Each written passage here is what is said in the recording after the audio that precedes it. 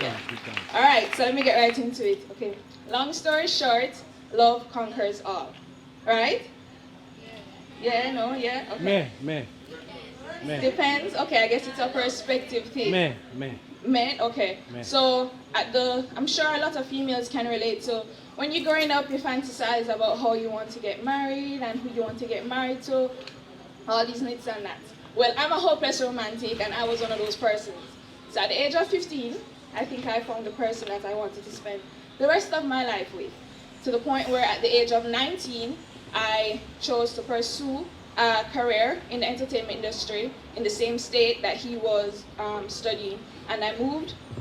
I left everything that I knew, my parents, my friends, to Orlando, and yeah, I said that for the love that I had with this guy, that it was worth it. Long story short, it was a very insightful experience because I'm sure most people can relate if you've lived in the States, that is not a bed of roses, right? I had one incident where I actually almost got raped. And it was because of the ups and downs of in a relationship, the love that I thought I had with him, that I started hanging out with a lot of bad people that I should not have been hanging out with. Long story short, I got very depressed, and it got to the point where I would look in the mirror and I wouldn't see myself, which is a very, very, very scary feeling, and I wouldn't wish that on anyone, but the reality is that that's what happened. I called my mom and I was like, Mommy, I looking in the mirror and I not see myself, please come and get me. What I see? I see physically myself, but I never see my spirit. You know, you can see your spirit, like that light in your eye was gone, right? So I called her and she came for me, and I moved back to Jamaica.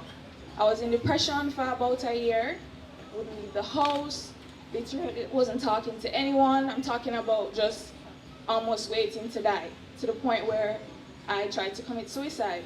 Got the noose, everything, tried to hang myself in the closet, and the hanger, that part, it broke. And for me, that was almost like, okay, I guess this is not supposed to happen.